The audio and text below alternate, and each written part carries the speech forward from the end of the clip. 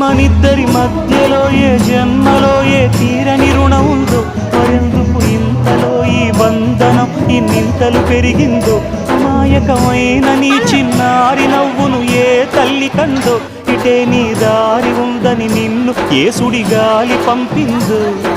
పాపం పుణ్యం దేవుడికెరుక, పేదకు దొరికిన బంగారు కణిక, పాలు వెన్నాలేవని అనక ప్రేమను తాగిలక, వలేసే పాడు లోకం కంటపడక ముందు నాయనక, ఇలా నా గుండెలోనే గువ్వల ఉండిపోయింక, ఇటే పోస్తే ఎమున్నైనా నిలేస్తానే, మరింక ఏ కీడు నీ వంక రాలేదు.